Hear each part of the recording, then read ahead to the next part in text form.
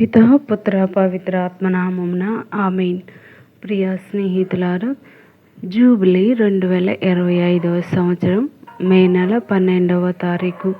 ఈనాడు అపోస్తుల కార్యములు 26, 27, 28 అధ్యాయాలు చదువుకుని ధ్యానించుదాం. అంతటా అగ్రిప్ప పౌలుతో, నీవు నీ తరపున వాదించుకొనుటకు నేను అనుమతించుచున్నాను అనెను. పౌలు తన చేయి చాచి తన పక్షమునిట్లు వాదించుకొనతొడగెను. అగ్రిప్ప రాజా, యూదులు నా మీద మోపిన వానన్నిటిని గూర్చి మీ ముందు నా తరపున నేను వాదించుకొనుటకు నేనెంతో అదృష్టవంతుడను. నీకు సమస్తము యూదుల ఆచారములను వివాదములను కొట్టిన పిండియే గదా. అందుచే నేను చెప్పుకున్న దాన్ని ఓర్పుతో వినుడని మేము బ్రతిమాలుకొనుచున్నాము. నేను నా బాల్యం నుండి ఎట్లు జీవించుచున్నాను యూదులందరూ ఎరుగుదురు. మొదటి నుండి నా జీవితము అంతయు నా మాతృభూమిలోను యెరూషలేములోను గడిపితిని. వారికి తెలియని వారు సాక్ష్యమియ్యదలచినచో నేను మొదటి నుండి పరిసయ్యుడనై నిష్ఠాగరిష్ఠి అయి మా మత సంఘములో సభ్యుడిగా జీవించిన విషయము వారు ఎరిగినదే. మా పూర్వులకు దేవుడు చేసిన వాగ్దానమునందు నాకు నమ్మకము ఉండుటచే ఇప్పుడు నేను విచారింపబడుటకు ఇచ్చట నిలబడి ఉన్నాను. ఈ వాగ్దానం పొందు నమ్మకముతో మన 12 గోత్రముల ప్రజలు రేయింబవళ్ళు దేవుని ఆరాధించుచున్నారు. ఓ రాజా, ఆ నమ్మకం కొరకే నేను యూదులచే నేరస్తునిగా ఎంచబడితిని. దేవుడు మృతులను జీవంతో లేపును అనుట యూదులకు మీరు ఎలా నమ్మలేదు? ఒకప్పుడు నేను నజరేయుడగు యేసు నామమునకు వ్యతిరేకముగా ఎంతో చేయవలెనని తలపెట్టితిని. యెరూషలేములో నేను అట్లే చేసి తిని. నేను ప్రధాన అర్చకుల నుండి అధికారమును పొంది దైవ ప్రజలను అనేకులను చెరసాలలో వేయించి తిని. వారికి మరణదండన విధింపబడినప్పుడు దానికి సమ్మతించి తిని. ప్రార్థనా మందిరములన్నిటినందును వారిని పలుమార్లు శిక్షించి తిని. వారి విశ్వాసమును విడనాడినట్లు ప్రయత్నించి తిని. వారిపై ఆగ్రహించి హింసించుటకై వారిని ఇతర దేశములకు కూడా వెన్నంటి తరిమి తిని. పౌలు పరివర్తన పునఃప్రస్తావన. నేను ఒకసారి అదే పని మీద ప్రధాన యాజకుల నుండి ఆజ్ఞలను పొంది అధికారంతో దమస్కు నగరమునకు వెళ్ళి తిని. ఓ రాజా, మధ్యాహ్న సమయంలో ఆకాశము నుండి ఒక వెలుగు కనబడినది. అది సూర్యుని కాంతి కన్నా మిన్నగా ఉండి నన్నును నా వెంట వచ్చు వారిని ఆవరించినది. మేమందరము క్రింద పడిపోయితిమి. అప్పుడు సౌలు, సౌలు, ఎందుకు నన్ను హింసించుచున్నావు? ములుకోలకు ఎదురు తన్నుట నీకే కష్టము కదా అని హీబ్రూ భాషలో ఒక స్వరము నాతో పలికెను. ప్రభు, నీవు ఎవరవు అని నేను అడిగి తిని. అందుకు ప్రభు, నీవు హింసించుచున్న యేసును నేనే. నీవు లేచి నిలవబడుము. ఇప్పుడు నీవు చూచు దానిని గూర్చి చూడనున్న దాన్ని గూర్చి సాక్ష్యమిచ్చుటకు నిన్ను నా సేవకునిగా నియమించుకొనుటకై నీకిప్పుడు ప్రత్యక్షమైతిని. నేను నిన్ను ఇజ్రాయేలు ప్రజల నుండి అన్యుల నుండి కాపాడేదను. వారి కొరకు నిన్ను నేను ఇప్పుడు పంపుచున్నాను.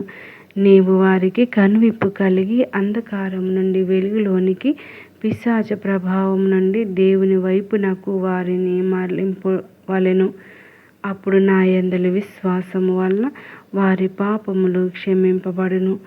వారు ఎన్నుకొనబడిన దేవుని ప్రజలలో లిఖింపబడుదురు అని పలికెను. కనుక ఓ అగ్రిప్ప రాజా, నేను పరలోకము నుండి చూచిన ఒక దర్శనమునకు అవిధేయుడను కాలేదు. మొదట దమస్కులోని వారికి, యెరూషలేములోని వారికి, తరువాత యూదియా దేశమునందంతటా ఉన్న వారికి, అన్యులకు పాపముల నిమిత్తమై పశ్చాత్తాపపడి దాన్ని తగినట్టు క్రియలు చేయుచు దేవుని వైపుకు మరలవలెనని బోధించితిని. ఈ కారణం చేతనే నేను దేవాలయంలో ఉన్నప్పుడు యూదులు నన్ను పట్టుకొని చంప ప్రయత్నించిరి. కానీ ఈనాటి వరకు నాకు దేవుడు తోడ్పడుచున్నాడు. నేను ఇక్కడ నిలువబడి పిన్న పెద్దలందరకు సాక్ష్యమిచ్చుచున్నాను. జరగబోవు దాన్ని గూర్చి మోషే చెప్పినది, ప్రవక్తలు వెల్లడించినది, నేను చెప్పుచున్నది ఒకటియే. అదేమన్నా మెస్సియా శ్రమలు అనుభవింపవలెను. ప్రథముడిగా మృతులలో నుండి లేచి యూదులకు అన్యులకు రక్షణ జ్యోతిని వెల్లడింపవలెను. ఈ విధంగా పౌలు తన తరపున వాదించుచుండగా ఫెస్తు, పౌలు, నీవు వట్టి పిచ్చివాడవు. నీవు నేర్చుకున్న గొప్ప విద్యయే నిన్ను పిచ్చివానినిగా చేయుచున్నది అని బిగ్గరగా అరిచెను. అందుకు పౌలు, ఘనమైన ఫెస్తు, నేను పిచ్చివాడను కాను. నేను చెప్పుచున్న మాటలు యథార్థములు. అగ్రిప్పా రాజా, నేను స్వేచ్ఛగా నీ ఎదుట మాట్లాడుచున్నాను. ఎందుకనా ఈ విషయములన్నీయు మీకు తెలిసినవే. నేను చెప్పిన ప్రతి విషయమును మీరు గమనించుచున్నారని నేను నమ్ముచున్నాను. ఏలైనా ఇవి మారుమూల జరిగిన విషయములు కావు. అగ్రిప్పా రాజా, మీరు ప్రవక్తలను నమ్ముచున్నారా?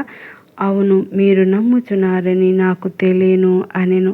అగ్రిప్పా రాజు పౌలుతో, ఇంత స్వల్ప కాలంలోనే నన్ను క్రైస్తవునిగా చేయదలుచున్నావా అని పలుకగా, పౌలు, స్వల్పకాలం కానిండు, దీర్ఘకాలం కానిండు, ఈనాడు నేను చెప్పినది వినుచున్న మీరును, ఇచ్చటనున్న ఇతరులను ఈ నా సంఖ్యలు మినహా నా వలె కావాలని నేను దేవుని ప్రార్థించుచున్నాను అనెను.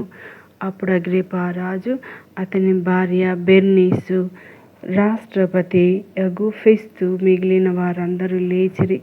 వారు అచ్చటి నుండి పోవచ్చు, ఇతడు చంపబడుటకు గాని లేదా చెరసాల్లో బంధింపబడుటకు గాని తగిన నేరమేమియో చేసి ఉండలేదు అని ఒకరితో ఒకరు చెప్పుకొనిరి. అగ్రిప్పా రాజు ఫెస్తుతో, చక్రవర్తికి నివేదించుకొందును అని పలుకకుండినచో ఇతడు వదిలివేయబడి ఉండేవాడే అనెను. అపోస్తుల కార్యములు 27వ అధ్యాయం. పౌలు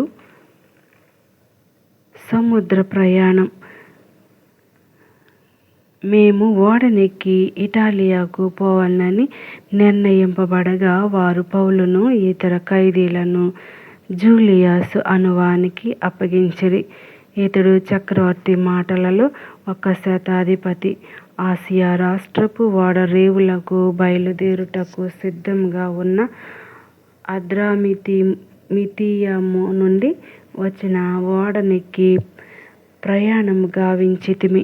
తెస్సలోనిక నుండి వచ్చిన అరిస్టార్క్ అను మాసిడోనియా నివాసి మా వెంట ఉండెను. మరునాడు మేము సీదోను చేరుకొంటిమి. జూలియాసు పౌలు ఎడల జాలి గలవాడైనందున తన మిత్రులను చూడబోవుటకు వారు అతనికి కావలసినది ఇచ్చుటకు అనుమతిని ఇచ్చెను.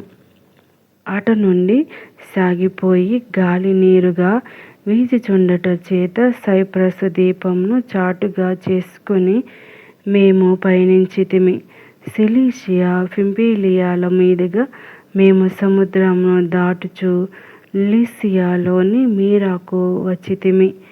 అప్పుడు అలెగ్జాండ్రియా నుండి ఇటాలియాకు పోవుచున్న ఓడను కనుగొని దళాధిపతి మమ్ములను దానిలో ఎక్కించెను. మేము నెమ్మదిగా అనేక దినములు ఓడ ప్రయాణం